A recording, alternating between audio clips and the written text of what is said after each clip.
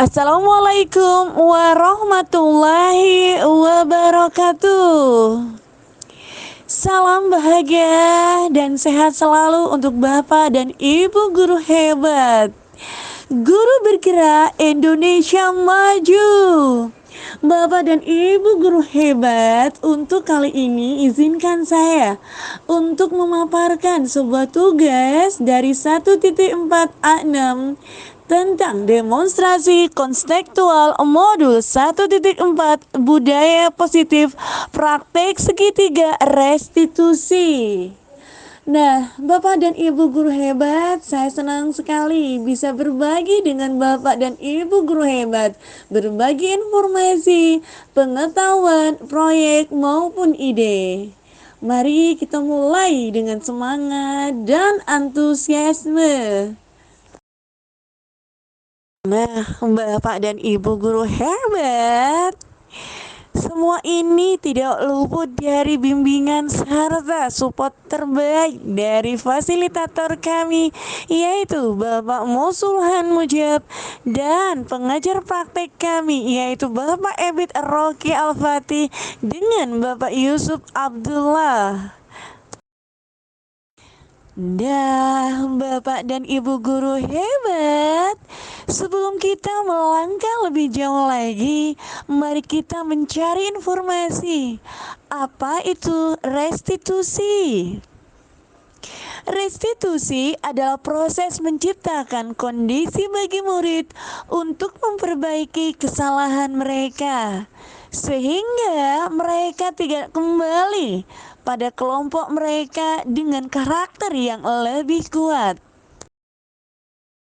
Bapak dan Ibu guru hebat, melalui pendekatan restitusi, ketika murid berbuat salah, guru akan menanggapi dengan mengajak murid berefleksi tentang apa yang dapat mereka lakukan untuk memperbaiki kesalahan mereka, sehingga mereka menjadi pribadi yang lebih baik dan menghargai dirinya.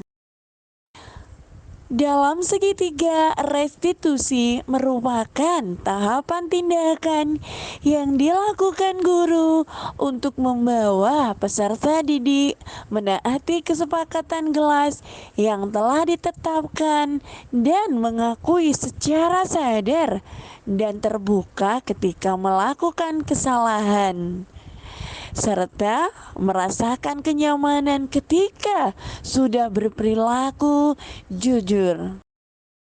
Dalam praktek segitiga restitusi terdapat 3 langkah. Yang pertama, menstabilkan identitas. Ini melibatkan pengakuan dan pemulihan identitas semua pihak yang terlibat dalam konflik atau masalah. Yang kedua, validasi tindakan yang salah. Langkah ini mencakup pengakuan dan penyesalan atas tindakan yang salah atau merugikan. Ini merupakan langkah yang penting untuk memulai proses pemulihan dan membangun hubungan yang lebih baik di masa depan. Nah, yang ketiga, menanyakan keyakinan. Setelah identitas terstabilkan dan tindakan yang salah sudah diakui, langkah yang terakhir adalah bertanya tentang keyakinan, perasaan, dan kebutuhan individu yang terlibat.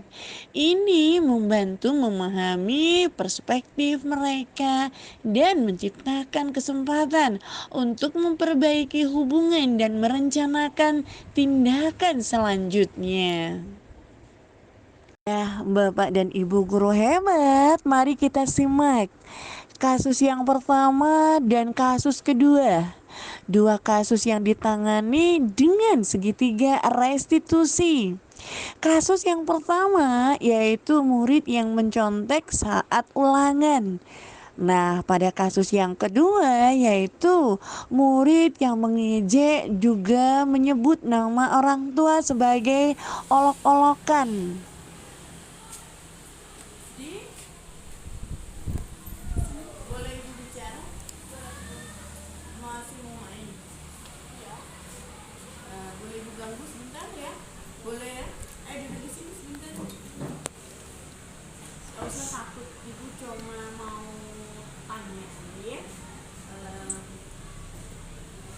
tadi kan ibu koreksi nilai gitu ya, hasilnya kamu ulangan.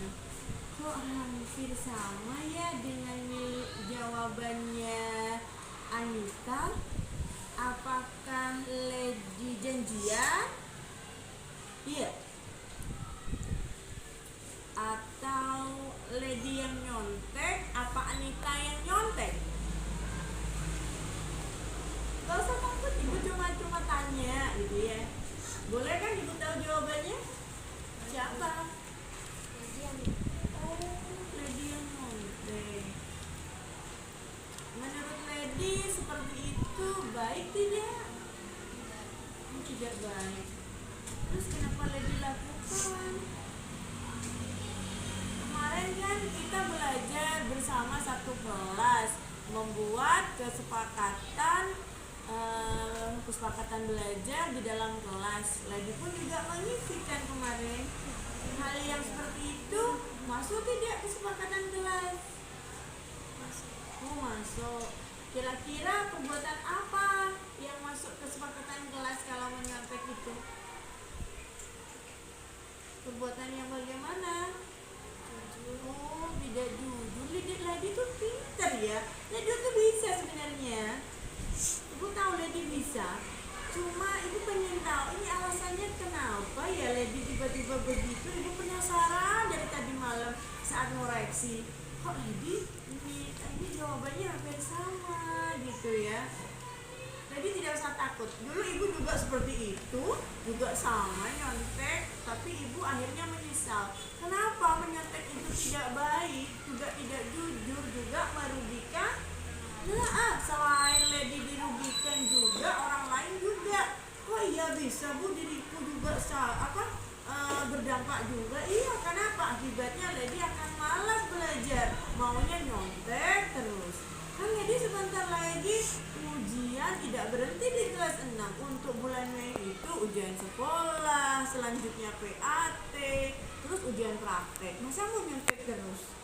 Nanti biasanya tertulis menyontek begitu.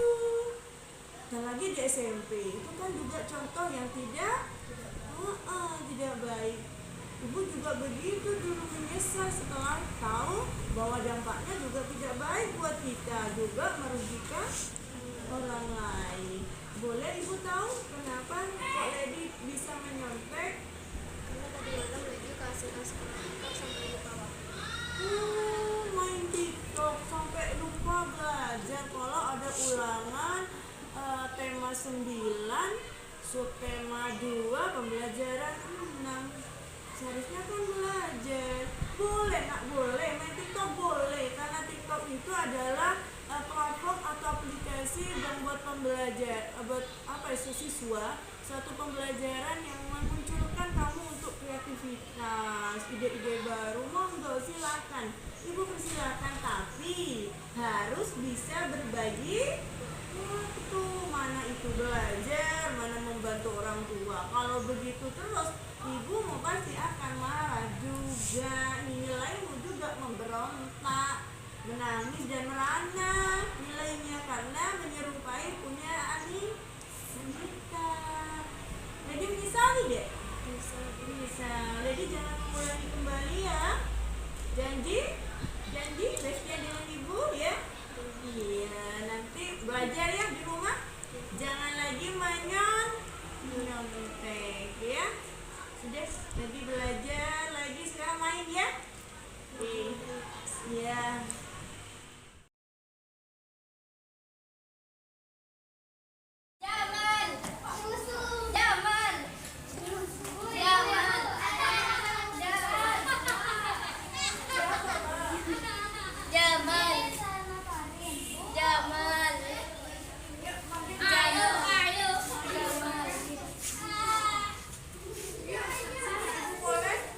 Boleh berdiskusi dengan kalian?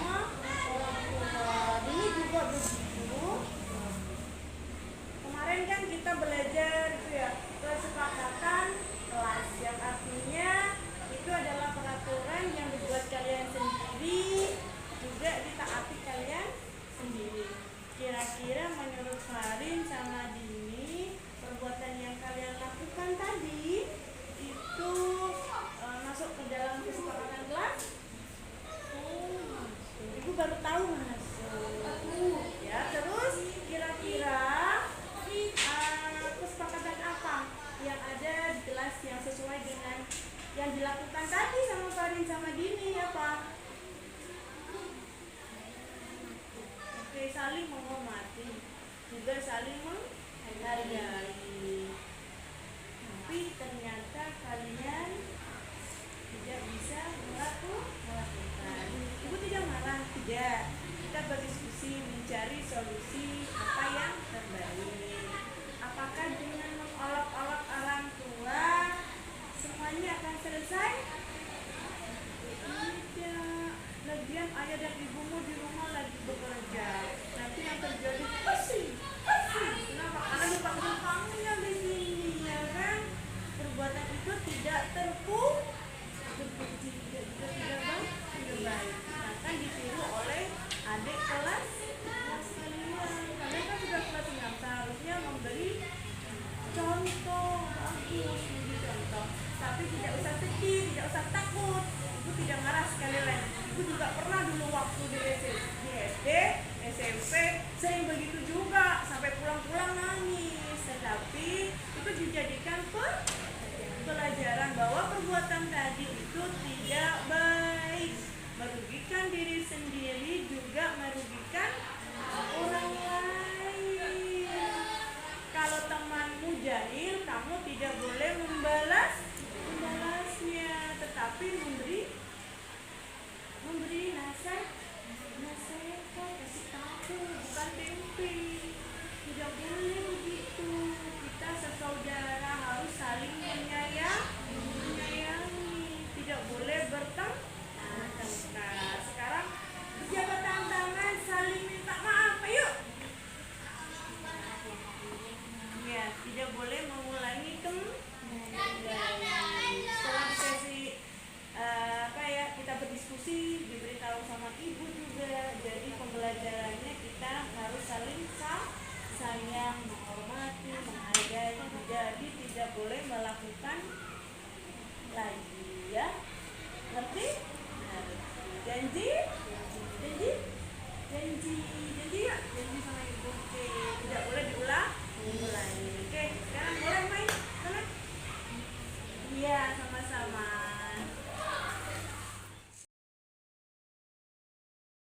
Nah, Bapak dan Ibu guru hebat, setelah kita menyaksikan kasus pada video 1 dan kasus video 2, dapat ditarik kesimpulan bahwasannya penanganan kasus yang dilakukan oleh guru dengan pendekatan segitiga restitusi diharapkan guru dapat memposisikan dirinya sebagai manajer dengan mengajukan pertanyaan-pertanyaan yang bermakna yang membuat murid lebih mandiri, percaya diri, dan bertanggung jawab.